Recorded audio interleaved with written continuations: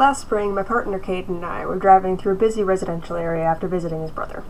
Suddenly, I see a baby bunny crawling through dried leaves on the side of the road. They looked terrified, crouched low, army crawling through the curb debris. So I parked my car and slowly approached. I assumed it would hop away as soon as I touched it, but it was too stunned. I tentatively put my finger on their back again, gave them a few strokes and comforting words. Looking back at Caden for approval and in disbelief, I gingerly scooped my hands around the bunny to support it.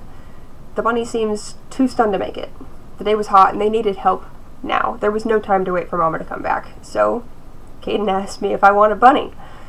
Wide-eyed with disbelief, I stare at him and say, well, yeah, can I? So I carefully held this fluffy, delicate thing cupped in my hands on my lap as we drove up to storage. We picked up the rabbit hutch I used to keep a hedgehog in, and after some research, made an emergency run for some food they might eat. We get them back to the apartment, get them all settled in their new homes, surrounded by little bits of rabbit delicacies and clean water cocooned in bedding. The poor thing still seemed just terrified, hanging in the back of the cage, holding perfectly still while we watched. Over an hour, they slowly began relaxing and drank a little bit of water, so we decided to relax on the couch, let them get acquainted. I'm feeling pretty good about the Bun-Bun we saved, and I'm still beside myself for the chance to hold such a ginger, perfect little creature. They'd been so soft I could hardly feel them in my hands, but for just a slight pressure. Not 5 minutes later, I hear a soft plop. I look over, and I see Bun-Bun on the ground, in front of the hutch. We both gasped audibly. "Oh, little Bun-Bun, how did you get there?" I crooned, rising slowly to retrieve them. Again, I leaned down to gingerly scoop them into my hands, replace them in the hutch, and ensure the top was fully shut. I returned to the couch. Not 5 minutes later, I hear a soft plop. Bun-Bun is on the floor again. How do you keep doing this? Again, I slowly rise to collect the fluff ball. Now Bun-Bun has a bit more energy, and the shock seems to be wearing off. Bun-Bun does not wait timidly for my approach. Turns out, baby Bun-Buns can not only jump a good 5 feet vertically straight up, but can also wall run. Suddenly made of pure liquid light, Bun-Bun hops and flies through the apartment while the two of us try to corner them. Several times we get our hands around them, but they seem to simply drip through our fingers as we're both terrified of squeezing too hard. Finally, I recall my childhood hamster pets, and the next time I catch hold of the bunny, I cup my hands tight as if holding a flapping butterfly. Finally secured again, we put Bun-Bun back in the hutch, where they seem more alert than ever.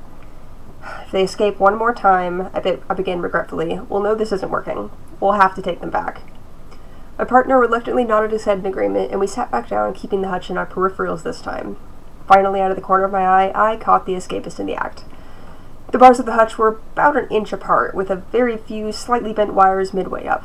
Bun-Bun began at the back of the hutch, gave themselves a running leap, and then vaulted directly at the largest gap, clinging to the wire upon their arrival like the greatest bunny ninja warrior, wriggling their way through the wire opening, only to land with another soft plop right in front of the enclosure. My partner and I glanced at each other wearily and rose off the couch. This time, Bun-Bun had the full extent of their energy back, no longer an iota of stunned. They darted to the kitchen, and I power-slid my socks on the linoleum to make it to the fridge before they did, not wanting them to get underneath where they could gnaw on wires and hurt themselves. On a dime, Bun-Bun turned heel and leapt over my partner, planting their feet solidly on the wall and leaping again, this time almost touching the ceiling. They met ground in our closet behind some heavy bins of litter and kibble. We took a deep breath, knowing we were wholly unequipped to house a baby bunny. After coaxing didn't work, my partner had to lift the bins out over his head, both at an extremely awkward angle he could get no leverage on. I had horrible visions of him dropping the bin and us having a very dramatic mess to clean off the carpet. Luckily, he managed to get the bin over his head with minimal energy, and I literally dove between his legs, putting my head in the direct line of the squish zone, decisively scooped Bun-Bun yet again. I kept my hands tight, knowing that any gap in my fingers was a potential escape. This time, we didn't return Bun-Bun to the hutch. I slipped them, somewhat frantically, into a pet carrier with smaller bar openings, and we wordlessly walked to the car, a silent defeat and agreement in one. We drove back to the exact spot we picked them up, and I delicately placed the pet carrier on the grass. Upon opening the door, Bun-Bun gave me one last look, as if to say, thanks, and sorry I'm a menace, in tandem, and they bounded away into the night, presumably to find Mama. I quietly walked back to the car, empty carrier in hand. My partner put his hand on my knee and said he was sorry it didn't work out. I assured him it was all right, and now he knew. We're both positive that if we hadn't taken them in on that hot day, they surely wouldn't have lasted through the afternoon. Every so often I see a family of bunnies in Kirkland, and I like to imagine that Bun-Bun is on their pedigree.